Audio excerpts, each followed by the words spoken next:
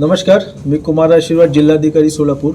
आता शासनद्वारे जनसमर्थ पोर्टल म्हणून एक नवीन पोर्टल लॉन्च करण्यात आलेलं आहे.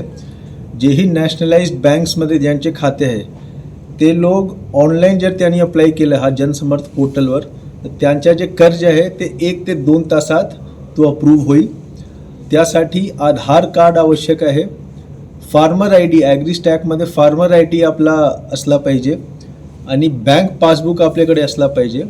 आता पुढच्या आठवड्यापासून प्रत्येक CSC ऑपरेटर, ग्रामपंचायतकडे जे ऑपरेटर असतात आणि सेतू कार्यालयामध्ये आम्ही कॅम्प सुरू करणार. तालुका कृषी अधिकारी आणि तहसीलदार मार्फत कृषी सहाय्यक आणि तालुका कृषी अधिकाऱ्याला मी सांगितलं आहे की सर्व जे शेतकरी आहेत ज्या यासाठी पात्र आहेत, ज्यांच्याकडे फार्मर आय डी ॲग्रीस्टॅकमध्ये आहे, ज्यांच्याकडे आधार कार्ड आहे, आधार मोबाईलची लिंक्ड आहे आणि बँक पासबुक आहे, हे सर्व जे शेतकरी बांधव आहेत त्यांना आम्ही स्वतः सेतू कार्यालय आणि CSC ऑपरेटरकडे आणणार कृषी सहाय्यक मार्फत.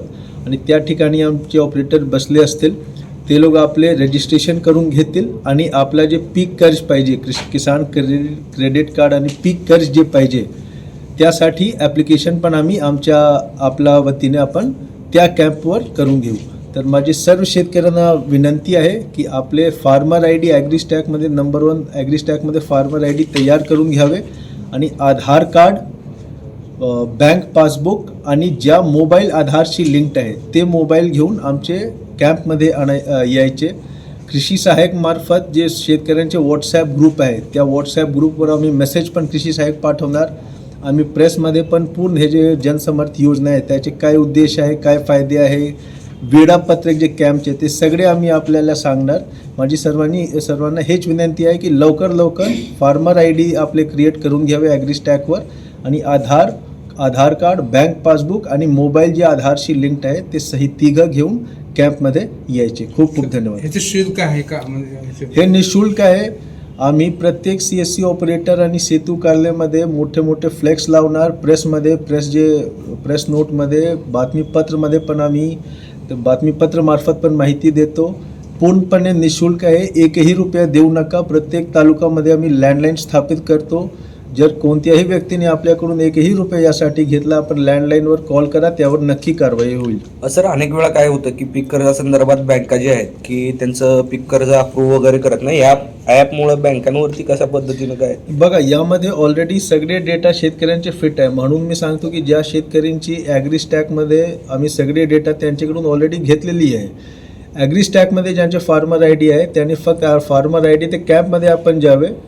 तिथे जे ऑपरेटर आहेत त्याचे आपले सगळे डिटेल्स, फार्मर आय डी, ॲग्रीस्टॅकचे, आधार कार्ड, बँक पासबुक सगळे डिटेल्स ते फिट करतील आणि त्यानंतर ते थेट बँकला जाईल. बँककडे तो पर्याय नाही आहे की ॲक्सेप्ट करायचे, स्वीकार करायचे किंवा नकार करायचे. ॲक्सेप्टन्स आणि रिजेक्शनच्या त्यांच्याकडे पर्याय नाही आहे. सिस्टममध्ये, पोर्टलमध्ये स्वतः सगळे गोष्टी चेक होईल आणि ज्यांचे सगळे ओके आहे ते डायरेक्टली ते बँकला ते जाईल आणि बँकला अप्रूव्हच करावे लागेल. त्यांच्याकडे पर्यायच नाही आहे की तुम्ही रिजेक्ट करू शकता. म्हणून जर आपल्याकडे सगळे कागदपत्र आहे, Aadhaar, bank passbook, farmer I D, आपण फक्त कॅम्पमध्ये आपल्याला जायचे आणि त्यानंतर सगळे आपोआप होईल. या सगळ्या प्रक्रियेला किती वेळ लागतो सर शेतकऱ्यांना? बघा, एक जे आम्ही स्वतः टेस्ट केला होता, 2 शेतकऱ्यांना ऑफिसमध्ये बोलवून आम्ही स्वतः केला होता.